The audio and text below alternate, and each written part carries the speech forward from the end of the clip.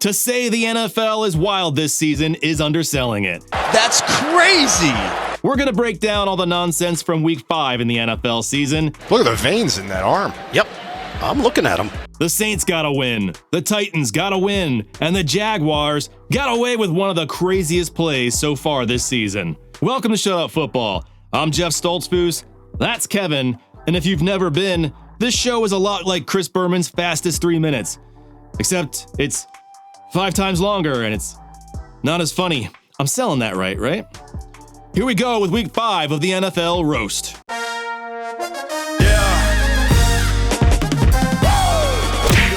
Mac Jones showed up looking like he just fought the Batman. So that's where the other half of my mom's blazer went.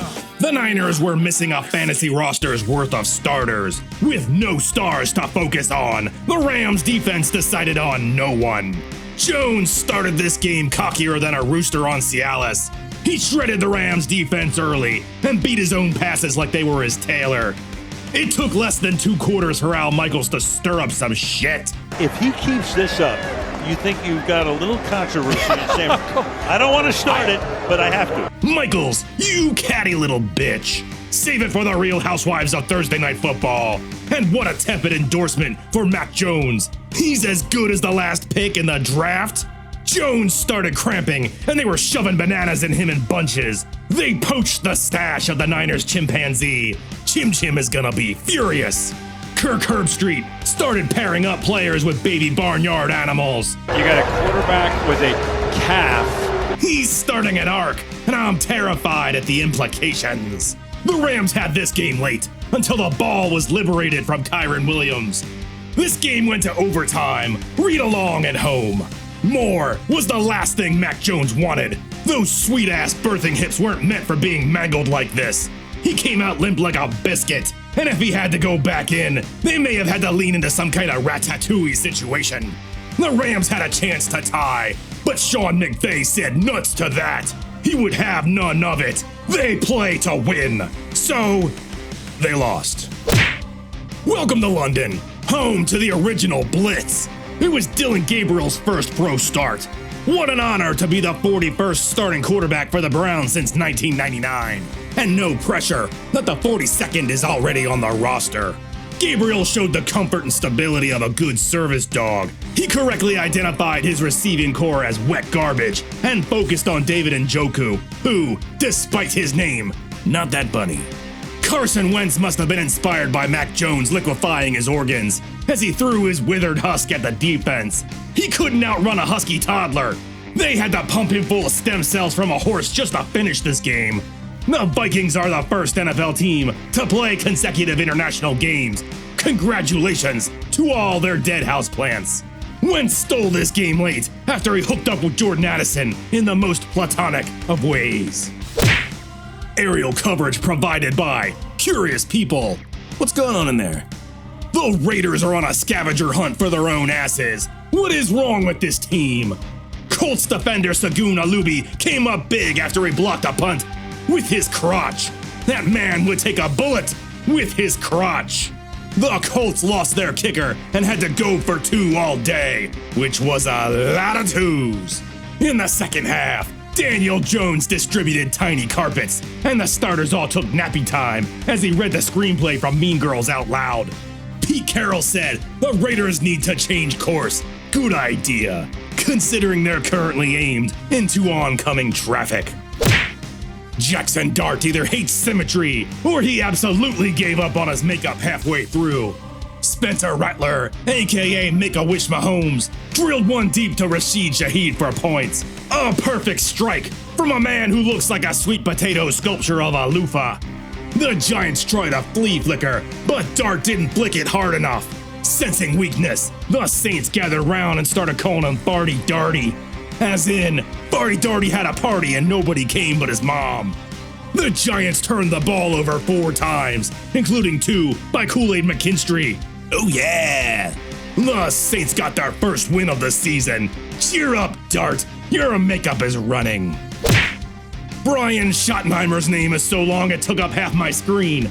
See, look at that guy's name. It's a cute little innie. Dante Fowler took one to the face, and it bounced into the SkyCam. George Pickens and Sauce Gardner were handsier than a pair of teenagers. I thought they were going to end up in the end zone half naked, talking about prom. The Jets have a Mount Rushmore of sadness. Look at this list of criminals. What a colossal task for Aaron Glenn to turn this franchise around. He's gonna need a pack of priests to power wash MetLife Stadium with holy water, or whatever you call a collection of priests. Co-defendants. Sorry, Jets, but somebody's gotta be the best at being the worst. The Eagles played well for exactly 3 quarters. Unfortunately, games are longer than that. The Broncos came from behind. J.K. Dobbins got a score. Master has given Dobby a shock. Evan Ingram scored, and the Eagles spent the 4th quarter perfecting penalties. Hurts chucked a Hail Mary, and 2 Eagles receivers occupied the same space at the same time, which, Time Cop warned us, was a big no-no. What was the plan here? You catch the ball and I catch you? They called it a signature win for the Broncos, who, by process of transitive properties, just won last year's Super Bowl. Bryce Young came out swinging, and unfortunately, punched himself in the balls. After he got 2 turnovers out of his tiny system, he settled down. Tua threw 3 touchdowns as Mike McDaniel matched wits with defensive coordinator Ijo Evero. I loved him in Wicked. Rico Dowdle rushed for over 200 yards and a score. Oh, happy days are here again for Miami. You don't say. Replacing Lamar Jackson with Cooper Rush is like putting soy milk in your gas tank. Rush is a curious name for a guy with a 40 times slightly better than sitting. He was picked off 3 times, and Derrick Henry ran more yards on his way to the locker room. Meanwhile, CJ Stroud was handing out tutties like bottomless breadsticks at Olive Garden. He loved the movie Toy Story as a kid, so his grandmother started calling him Woody. I have a similar story, which explains my childhood nickname, the Predator. This was an absolute blowout, but Ian Eagle and JJ Watt kept it interesting by being creepy as hell. That hand is really on that waist there. It is.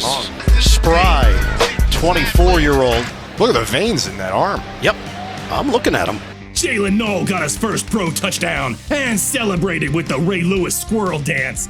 Rookie mistake mocking a murder suspect in his own backyard. If it were me, you'd at least have to go somewhere that I can't see you. Here comes Kyler Murray. Watch your step. When he spent all weekend being peeved off, only he said it in a different way. Did he say he spent all weekend being peeved on? That's a different way to say it. But also a very different weekend. One that involves tarps and friends. After watching his team in the first half, Coach What's-His-Name finally came up with the answer. Day drinking. Kyler Murray saw an unexpected snap. That's crazy! I can't think of a more embarrassing play than that, but here it is. Amari DiMarcado farted out of a pile of meat on his way to points. But as we all know, inflated pig bladder wrapped in leather becomes increasingly slippery at precisely 72 yards. That's just science. They called it a touchback. You won't see a more batshit crazy play than that. But here it is. Cam Ward was picked off, only to see it fumbled away and booted to the end zone for a Titans score. Go home game, you're drunk. Kicker Joey Sly, who looks less like a kicker and more like a person of interest, was placed at point-blank range, so he couldn't possibly miss again. And he still kinda almost did. Titans win? What a horrible loss for the Cardinals and Kyler Murray. They're gonna be so Peeved off. Important context was set up early. The sun is bright. It was Sam Darnold versus Baker Mayfield in a game that would break your 2022 mind. This game had nearly 900 yards of offense and 6 touchdowns. Emeka Egbuka had a $163 and a score. Abuka looking back into the sun. Which we already established is bright. This was an A.J. Barner game, which I'm pretty sure no one has ever said before. Barner had 7 catches and a pair of scores. He celebrated with his usual, the Tin Man needs elbow room. Leonard Williams headbutted Cade Otton in the end zone, and 3 refs ejaculated flags. They're a very excitable breed. This game featured all the points, and a last-second win by the Creamsicles foot merchant. The Bengals are looking for a new identity. Their current one? Deep fried.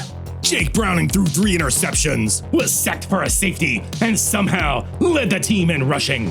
Fans were booing, but Jake Browning wasn't bothered. He knew they weren't really ghosts. Jared Goff threw 3 touchdowns to 4 different receivers. He's that good. Did the Lions finally take my advice and treat receivers like Russian nesting dolls? No. David Montgomery threw a touchdown pass, and the Bengals immediately tried to sign him. Don't let the final score fool you. This game was as lopsided as your sister's bra, and ironically, both involved tissues. They screwed up the kickoff and had to do it twice. So just erase the last minute 30 of us talking. Done. Jim Harbaugh looks like my dog on a walk. Hold on, I gotta clean this up. Justin Herbert took off like a giraffe escaping justice and finally made use of possible 12-year-old Lad McConkey. It was a huge day for Jakrosky Corey Merritt, or Jamerick Crosky Corey, or some possible third option. I see now why he prefers Bill. He had over 100 yards and 2 scores. No wonder they had the confidence to old yeller Brian Robinson Jr., making whoever drafted him in your fantasy league just a little more smug and intolerable. Tom Brady started playing God. Well, this ends up being the receiver of the ball, but I want you to see this linebacker die. Pretty cavalier about people's lives for a guy whose kryptonite is nightshades. Deebo Samuel Jr., Sr., whatever, scored in the final minute because nothing is sexier than flexing in a funhouse mirror. The Buffalo Bills were wearing a new uniform, frighteningly white, sponsored by Colgate and inspired by Rex Ryan's teeth. The jerseys were clean, but the play was sloppy. This was a Stephon Diggs revenge game. He told everyone how mature he is now, which is how you know it's true. He might be the humblest man in the world, and if he is, he wants an award for it. Sensing a touchdown, Mike Vrabel demanded his victory sombrero. My head. Bills defenders tried to disrobe Drake May and expose his full chest tattoo of Nicolas Cage's face. Patriots kicker Andres Borgales, which I believe is Spanish for Andrew Honeybuns, slapped one from 52 yards for the win. Coach McDermott said, "They beat themselves. Nice try, Sean. You're not getting half credit for this mess." It was Monday Night Football, and everyone was reading leisurely. Trevor Lawrence, a man who constantly looks like he's fighting back the word gnarly in everyday conversations, was making all the big throws, including the illegal ones. Illegal forward pass, offense number 16. One pass bounced off 4 people's hands, and still nobody caught it, making it the most incomplete pass ever thrown. Patrick Mahomes was playing hot cross buns on an invisible harpsichord, and he wasn't taking requests. Devin Lloyd picked off Mahomes and ran it the distance for a score. The Chiefs were driving late, and Trevor Lawrence signaled to the defense that they needed another pick. It was time for the Jags to run their signature play. Get stepped on, fall down, get back up, run for your life, and throw yourself in the end zone like a sack of dirty laundry. A perfect play call with flawless execution. The Chiefs' defense had planned for everything, except whatever the fuck that was. Not exactly the greatest show on turf, but sometimes being lucky is better than being good. And now the salt pretzel of the week. Yummy. This week, the pretzel goes to Devin Lloyd. I mean, how can it not? Nothing stood out more from last week than Devin Lloyd's Monday Night Football interception of Patrick Mahomes. He returned it 99 yards for a score, a play so good it shut up Troy Aikman and Joe Buck for over 20 seconds. It was the longest pick six in Jaguars history. This coming off being named the AFC Defensive Player of the Week in Week 4 after he picked off Brock Purdy twice, and being named the AFC Defender of the Month for September. Dude is on a tear. This was his 4th interception of the season. Lloyd was a late first-round pick, and the Jaguars declined his 5th-year option. Well, now he's well on his way to getting paid next year. So kudos to you, Devin Lloyd, you grabby linebacker. Stay salty, my friend. Thanks for watching Shut Up Football. Please leave your comments below, say hi to your mom for me, and we'll see you next week. Peace! Peace! Check the mic and make sure it sound right, boys.